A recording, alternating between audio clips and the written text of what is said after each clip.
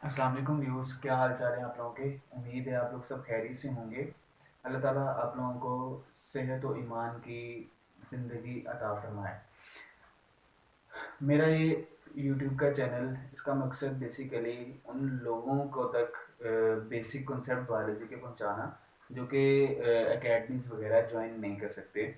मेरा प्रीवियस जो लेक्चर था वो बेस कर रहा था इंट्रोडक्शन ऑफ बायोलॉजी के ऊपर, जिसके अंदर हम लोगों ने बायोलॉजी के बेसिक जो डेफिनेशंस हैं और जो करेक्टरिस्टिक्स थे लिविंग ऑर्गेनिजम्स के, उनके बारे में डिस्कस किया था। उम्मीद मैं करता हूँ कि आप लोगों के लिए वो वाला लेक्चर हेल्पफुल साबित हुआ होगा। तो आज का जो लेक्चर है मेरा वो बेस कर रहा है ब्रांचेस ऑफ बायोलॉजी के ऊपर, जो कि 9th और 10th के जो स्टूडेंट्स हैं उनके लिए है। और इंशाल्लाह नेक्स्ट जो लेक्चर होगा मेरा, उसके अंदर हम लोग एफएससी के अंदर जो बायोलॉजी की डिफरेंट ब्रांचेस डिस्कस की गई हैं उनके बारे में इंशाल्लाह होगा। तो आइए शुरू करते हैं हम लोग आज का लेक्चर। लेक्चर को देखने से पहले आप लोग मेरे चैनल को सब्सक्राइब और शेयर करना ना भूलिएगा। तो आइए शुरू करते हैं हम लोग आज का लेक्चर। शुरू करते हैं हम लोग फर्स्ट ब्रांच से, जो कि है मॉर्फोलॉजी। तो मॉर्फोलॉजी क्या है? मॉर्फोलॉजी हम लोग कहते हैं कि वर्ड असल में कहाँ से निकला है। मॉर्फोलॉजी का जो वर्ड है वो बेसिकली वर्ड निकला है मॉर्फ से। मॉर्फ जो है ये ग्रीक वर्ड है। मॉर्फ क्या है? एक ग्रीक वर्ड है जिसका मतलब क्या है, जिसका मतलब हम लोग कहते हैं कि शेप। मतलब किसी भी ऑर्गेनिज्म की जो शेप है, आउटर जो स्ट्रक्चर है उसका, देखने में वो कैसे नजर आ रहा है, तो उसकी शेप को हम लोग क्या कहेंगे, उसकी स्टडी को क्या कहेंगे हम लोग, शेप की स्टडी को क्या कहते हैं। और वही जो शेप होगी उसका आउटर स्ट्रक्चर भी होगा। तो इसीलिए हम लोग कहते हैं जो फॉर्म एंड एक्सटर्नल स्ट्रक्चर जो है लिविंग ऑर्गेनिजम्स का, उसकी स्टडी को हम लोग क्या कहेंगे, मॉर्फोलॉजी कहेंगे। उसके बाद देन नेक्स्ट अगर आए हम लोग अनाटमी के ऊपर, तो अनाटमी जो वर्ड है बेसिकली ये भी एक ग्रीक वर्ड है। और इस ग्रीक वर्ड का मतलब क्या है, इस ये ग्रीक वर्ड कौन सा है? अनाटोमी इसको कहा जाता है। ये अनाटमी, और इस ये भी अनाटमीज जो वर्ड है ये भी ग्रीक वर्ड है। और इस ग्रीक वर्ड का मतलब क्या है? ये भी ग्रीक वर्ड, इसका मतलब है बेसिकली टू कट या टू डाइसेक्ट। मतलब जब हम लोग किसी भी ऑर्गेनिज्म की डाइसेक्शन करते हैं, उसको काटा जाता है, तो उसके अंदर वाले जितने भी स्ट्रक्चर्स हैं, मतलब हम लोग कह देते हैं कि उसके अंदर ऑर्गन्स हैं, ऑर्गन सिस्टम्स हैं, मतलब तो उन ऑर्गन्स और ऑर्गन सिस्टम की जो स्टडी होगी उस स्टडी को हम लोग क्या कह देंगे, अनाटमी कहा जाता है। उसके बाद देन नेक्स्ट अगर हम लोग बात करें हिस्टोलॉजी के बारे में। हिस्टोलॉजी को डिस्कस करने से पहले हम लोग अगर बात की जाए, क्योंकि ये अपर लेवल आ जाता है, इससे भी एक जो बेसिक लेवल पहले हम लोग डिस्कस करते हैं वो सेल बायोलॉजी आ जाता है। सेल बायोलॉजी क्या है? सेल बायोलॉजी को इस वजह से डिस्कस करना मैं लाजमी समझता हूँ क्योंकि जब हम लोग लिविंग ऑर्गेनिज्म्स की बात करते हैं, तो लिविंग ऑर्गेनिजम्स को बेसिकली डिफरेंशिएट किया जाता है from the non living things cells के बेस पे। तो सेल की स्टडी करना बहुत ज़रूरी होगा हमारे लिए।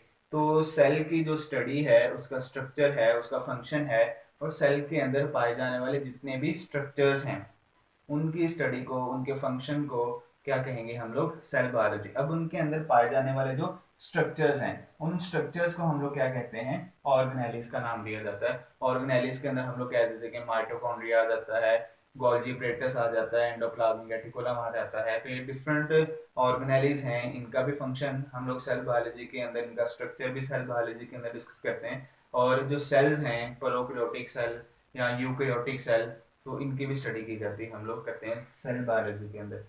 अब सेल बायोलॉजी की स्टडी कर ली हम लोगों ने। अब जब हम लोग कहते हैं कि एक मल्टी सेलुलर एनिमल बनने जा रहा है, तो मल्टी सेलुलर एनिमल के अंदर एक से ज्यादा सेल्स कंबाइन होंगे, ग्रुप बनाएंगे और एक टिश्यू फॉर्मेशन हो जाएगी। अब ये जो टिश्यू फॉर्मेशन है लिविंग ऑर्गेनिज्म्स के अंदर, इसकी स्टडी को हम लोग क्या कह देंगे, हिस्टोलॉजी का नाम दिया जाता है। अच्छा, उसके बाद देन नेक्स्ट अगर हम लोग चलें फिजियोलॉजी की तरफ। अब जाहिर बात है जितने भी सेल्स हैं, जितने भी बॉडी के अंदर हम लोग कहते हैं कि पार्ट्स हैं, बॉडी के जो पार्ट्स हैं उनके, मतलब सपोज हम लोग कह देते हैं कि लिविंग ऑर्गेनिज्म है, उसके लिम्स का फंक्शन क्या है, उसके अंदर हार्ट है, उसके अंदर किडनी है, उसके अंदर हम लोग कहते हैं लंग्स हैं, और उसके अंदर ब्रेन है। मतलब ये डिफरेंट ऑर्गन्स हैं, ऑर्गन सिस्टम्स हैं, डिफरेंट बॉडी के जो पार्ट्स हैं, उनके फंक्शन की अगर बात की जाए, वो फंक्शन क्या परफॉर्म करते हैं, तो बेसिकली जो डिफरेंट पार्ट्स हैं लिविंग ऑर्गेनिज्म्स के जितने भी डिफरेंट पार्ट्स हैं, उन वो फंक्शन क्या परफॉर्म कर रहे हैं, तो उनके फंक्शन को क्या कहेंगे हम लोग, उनके फंक्शन की स्टडी को क्या कह देंगे हम लोग, फिजियोलॉजी का नाम दिया जाता है।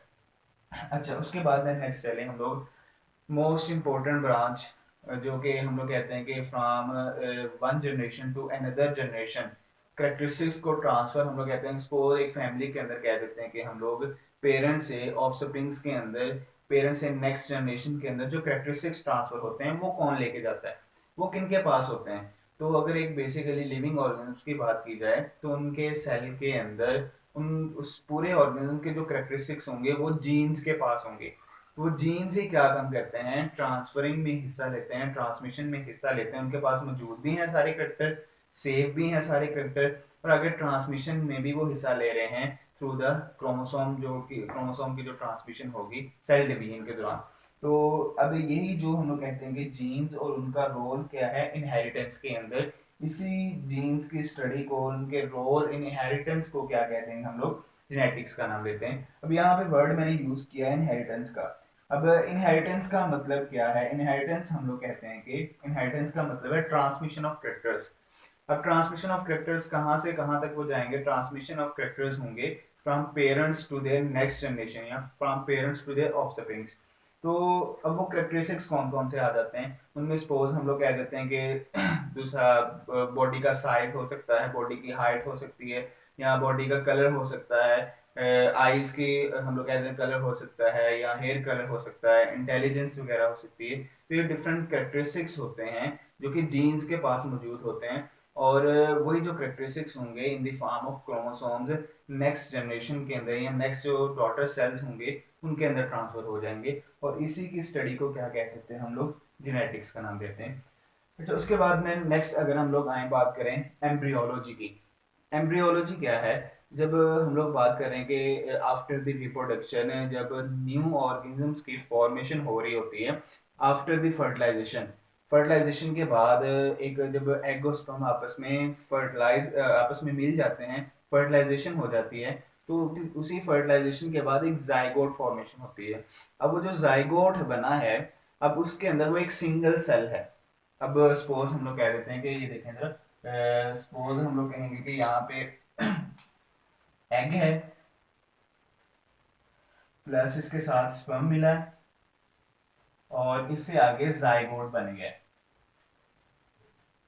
अब जाइगोट के अंदर क्या होगा, सेल डिवीजन होगी, और सेल डिवीजन के बाद वो एक एम्ब्रियो बन जाएगा, और इसी एम्ब्रियो से आगे एक पूरा लिविंग ऑर्गेनिज्म बनेगा, एक पूरा लिविंग ऑर्गेनिज्म की फॉर्मेशन होगी।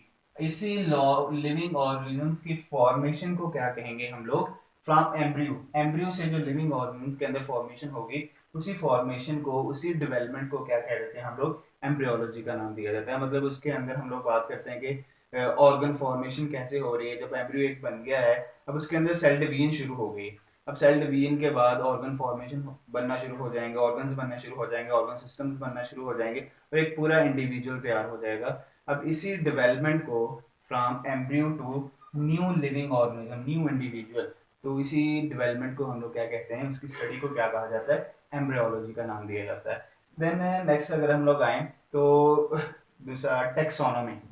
अच्छा, टेक्सोनोमी क्या है, टेक्सोनोमी हम लोग बात कर लेते हैं, ये रिलेट कर रहे हैं term naming and classification of living organism. जब जाहिर बात है हम लोग कहते हैं कि अगर बायोडाइवर्सिटी की बात की जाए, तो इतनी ज़्यादा टाइप के लिविंग ऑर्गेनिज्म इस अर्थ के ऊपर एग्जिस्ट कर रहे हैं, तो उनके सभी के करेक्टरिस्टिक्स याद रखना बहुत टफ है, बहुत मुश्किल है। तो साइंटिस्ट ने क्या किया है, अपनी आसानी के लिए इनको ग्रुप्स और सब ग्रुप्स के अंदर डिवाइड कर दिया, उनको खास नेम दे दिए गए, उन ग्रुप्स को खास नेम दे दिए गए, ताकि हम लोग उन्हीं ग्रुप्स के बेस पे उनके कैरेक्टरिस्टिक्स को याद कर सकें। तो अब यही जो नेमिंग और क्लासिफिकेशन है लिविंग ऑर्गेनिज्म्स की इनटू ग्रुप्स एंड सब ग्रुप्स, उनको ग्रुप्स के अंदर और सब ग्रुप्स के अंदर डिवाइड करना है। जैसे सपोज हम लोग कहते हैं कि 5 बड़े ग्रुप्स बनाए गए हैं, उनको किंगडम्स का नाम दे दिए गए, तो उनमें हम लोग कह देते हैं किंगडम एनिमेलिया आ जाता है, किंगडम प्रोटिस्टा आ जाता है, किंगडम फंजाई आ जाता है, किंगडम प्लांटिया आ जाता है, और किंगडम मोनेरा आ जाता है। तो ये हर एक जो बड़ा ग्रुप है इनके स्पेसिफिक कैरेक्टरिस्टिक्स हैं जिनकी बेस पे इनके ग्रुप्स बना दिए गए हैं, इनको ग्रुप्स के अंदर डिवाइड कर दिया गया है। अब यही जो ग्रुप फॉर्मेशन है या सब ग्रुप्स की जो फॉर्मेशन है, और दूसरा नेमिंग की अगर बात करें हम लोग यहाँ पे, तो नेमिंग मतलब हम लोग कहते हैं कि किसी खास एरिया का जो साइंटिस्ट है वो अपने हिसाब से अगर किसी ऑर्गेनिज्म को नाम दे देता है, अगर उसने किसी ऑर्गेनिज्म को डिस्कवर किया है, तो किसी और दूसरा दुनिया के अंदर किसी और कोने में रहने वाला जो साइंटिस्ट होगा उसे तो नहीं पता चलेगा, वो समझ ही नहीं पाएगा। तो इस वजह से साइंटिस्ट ने मुशावरत से क्या फैसला किया कि इनके एक साइंटिफिक नेम्स रख दिए जाएं, खास रूल्स एंड रेगुलेशन के मुताबिक, वो भी आगे हम लोग डिस्कस करेंगे लेक्चर्स के अंदर। तो यही जो नेमिंग है, साइंटिफिक जो नेम दी जाते हैं लिविंग ऑर्गेनिज्म्स को, उनकी जो क्लासिफिकेशन है वही क्या है, टैक्सोनॉमी है। देन नेक्स्ट अगर हम लोग आए, सपोज हम लोग कह देते हैं कि जानदार बने हैं, लिविंग ऑर्गेनिज्म बने हैं, तो उनकी डेथ भी हो जानी है। अगर सपोज हम लोग किसी लिविंग ऑर्गेनिजम्स की हिस्ट्री को स्टडी करने जा रहे हैं, तो उसके इंसेस्टर्स को स्टडी करने जा रहे हैं, तो अब जाहिर बात है वो डेड हो चुके हैं, तो डेड ऑर्गेनिज्म के कुछ रिमेनिंग पार्ट्स होंगे, उन रिमेनिंग पार्ट्स को हम लोग क्या कहते हैं, फॉसिल्स कहा जाता है। और उन्हीं फॉसिल्स की स्टडी को क्या कहते हैं हम लोग, पैलेंटोलॉजी का नाम दिया जाता है। अच्छा, उसके बाद देन नेक्स्ट अगर हम लोग चलें, एक लिविंग ऑर्गेनिजम्स जो मौजूद हैं एक एनवायरनमेंट के अंदर, तो उस एनवायरनमेंट के अंदर हो सकता है कि नॉन लिविंग थिंग्स भी मौजूद हों, तो उस नॉन लिविंग थिंग्स के साथ जो इंटरेक्शन होगा लिविंग ऑर्गेनिजम्स का, अब जाहिर बात है उसका एनवायरनमेंट ही है, अब उस एनवायरनमेंट के अंदर नॉन लिविंग थिंग्स भी हैं, कुछ लिविंग ऑर्गेनिजम्स भी होंगे। तो मसलन हम लोग कह देते हैं कि इसको कॉमनली ले लेते हैं कि उसका एनवायरनमेंट है, तो उसके एनवायरनमेंट के साथ जो इंटरेक्शन होगा किसी भी एक लिविंग ऑर्गेनिज्म का, तो उसको हम लोग क्या कह देंगे, उसकी स्टडी को क्या कह देंगे, एनवायरमेंटल बायोलॉजी का नाम दिया जाता है। उसके बाद देन नेक्स्ट अगर हम लोग चलें, सोशियो बायोलॉजी। सोशियो बायोलॉजी कैसे है, सोशियो बायोलॉजी को नाम क्यों दिया गया है, सोशल बिहेवियर ऑफ एनिमल्स, मतलब हम लोग कह देते हैं कि इंसान है अगर किसी जगह पे आबाद होना है, कॉलोनी की फॉर्मेशन अगर होनी है, तो कॉलोनी तभी बन सकती है या मिलके लोग तभी इकट्ठे रह सकते हैं जब एक ऑर्गेनिम्स का आपस में जो बिहेवियर है वो अच्छा होगा। तो अगर बिहेवियर एक एनिमल का दूसरे एनिमल के साथ या एक इंसान का दूसरे इंसान के साथ अच्छा बिहेवियर नहीं है, तो कभी भी कोई भी सोसाइटी या कोई भी कॉलोनी की फॉर्मेशन नहीं हो सकती।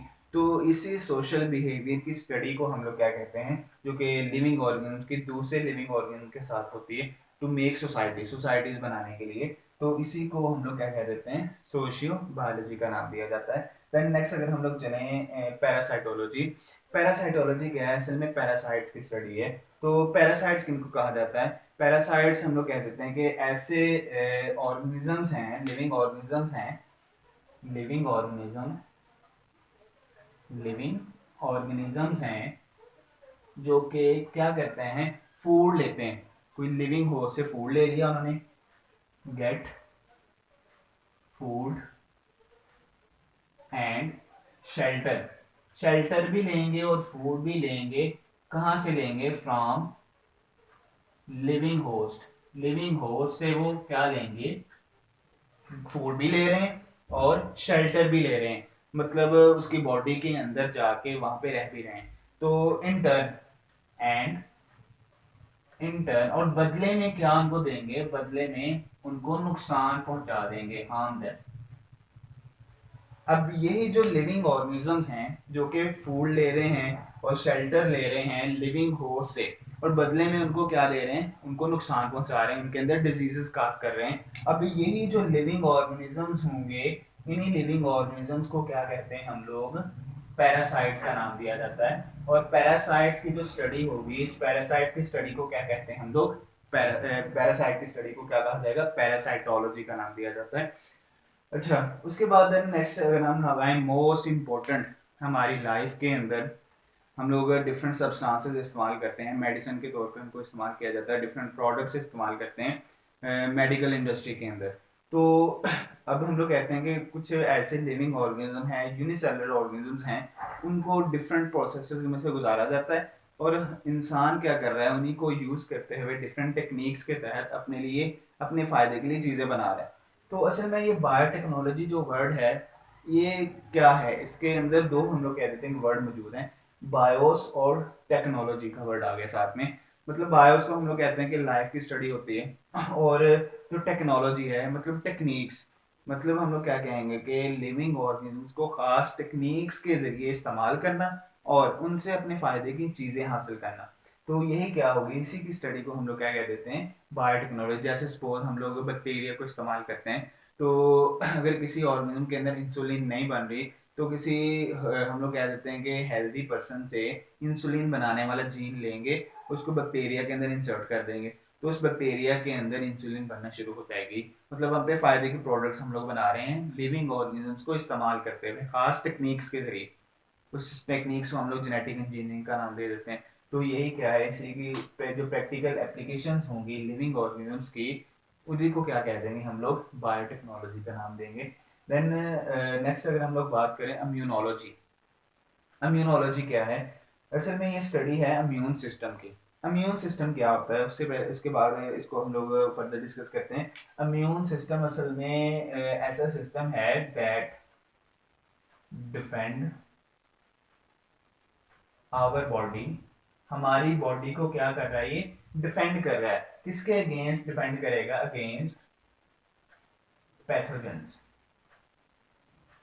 पैथोजेंस मतलब हमारे अंदर कोई डिजीज का कोई एक्सटर्नल एजेंट है हमारे अंदर, हमारी बॉडी में एंटर हो रहा है और हमारे अंदर डिजीज काज कर रहा है। तो उन्हीं पैथोजेंस के अगेंस्ट जो हमारी बॉडी को डिफेंड करता है सिस्टम, उस सिस्टम को क्या कहते हैं हम लोग, इम्यून सिस्टम का नाम दिया जाता है। और उसी इम्यून सिस्टम की स्टडी को, जो एनिमल्स के अंदर इम्यून सिस्टम आ जाता है, उसी इम्यून सिस्टम की स्टडी को हम लोग क्या कहेंगे, इम्यूनोलॉजी का कहेंगे।